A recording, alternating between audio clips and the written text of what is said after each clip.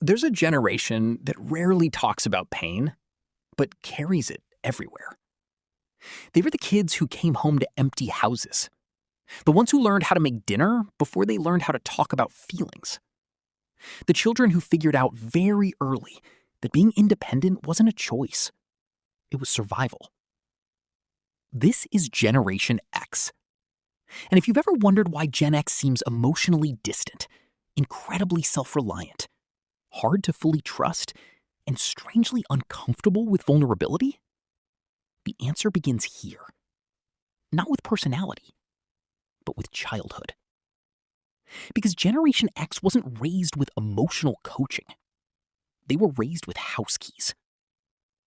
They became known as the latchkey generation. Millions of children growing up in the 70s, 80s, and early 90s came home from school to silence. No parents. No supervision. No one asking how their day was. Just an empty kitchen, a note on the table, and the quiet understanding that they were expected to handle life on their own. At first, this created strength. They learned responsibility early. They became problem solvers, independent, reliable, resilient. But independence built too early often comes with a hidden cost. When a child learns that nobody is coming, they stop asking for help. And that lesson doesn't disappear with age. It follows them into adulthood, into relationships, into marriage, into friendships, even into parenting. Because somewhere deep inside, many Gen X adults still carry the same belief. If I need something, I should handle it myself. And that's where the emotional distance begins. Because emotions were never treated like something important. In many Gen X households, feelings were not discussed. They were dismissed. Stop crying. You're fine. Be strong. Don't be dramatic. Sadness was weakness. Vulnerability was uncomfortable. And emotional needs were often seen as inconvenience. So Gen X became experts at emotional survival. They learned how to smile while struggling, how to say "I'm fine" while falling apart, how to keep functioning, even when they were exhausted inside. This created one of the most defining traits of Generation X: emotional self-containment. They don't always express pain, not because they don't feel deeply, but because they were trained not to.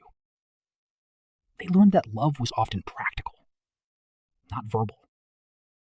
Love looked like paying bills, fixing things. Driving across town at midnight when someone needed help. Not long emotional conversations, not constant reassurance. For many Gen X adults, love became action, not words. Which is why they can sometimes seem emotionally distant, while actually loving harder than anyone realizes. And then there's trust. Generation X grew up watching instability, divorce rates rising, family conflict behind closed doors, promises broken, adults saying one thing and doing another. They learned very early that trust should not be automatic. It should be earned. That creates strong boundaries, but it also creates emotional walls. Many Gen X adults observe before they open up. They test people quietly. They protect themselves without explaining why. Because when childhood teaches you unpredictability, control starts to feel like safety. And work became identity. Not because they loved overworking, but because achievement felt safer than emotions. Work made sense. Effort had results. Success had structure. Unlike feelings. Unlike relationships. Unlike family dynamics. So many Gen X adults built their self-worth around productivity. They became the reliable one, the provider, the strong one, the person who keeps going, even when nobody notices, even when they are burning out. Because slowing down can feel dangerous when your nervous system was trained by survival. But something changed when many of them became parents. For the first time, they saw themselves in their children.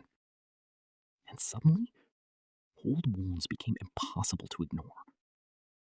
They wanted to give their children what they never had: presence, safety, emotional permission.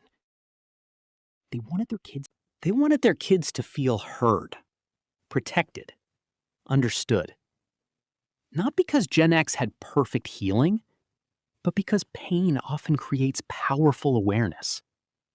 Many of them became the parents they wish they had. Not perfect, but intentional. And maybe that's the most powerful part of their story. Generation X is often misunderstood. They can seem distant, quiet, hard to read, too independent, too guarded. But beneath that is not coldness. It's adaptation. They learned how to survive emotionally before they ever learned how to explain it. They became strong because they had to, not because they wanted to. And strength built in silence often looks invisible to people who never had to build it. So if you know someone from Generation X, look closer. Sometimes "I'm fine" means I've been carrying this alone for years. Sometimes silence means I was never taught how to say this. And sometimes love sounds less like words and more like I showed up. Because Generation X was raised alone, but they built themselves anyway. And maybe that's why they think differently. Not because they are emotionally distant, but because they learned early that survival and love didn't always look the way people expected.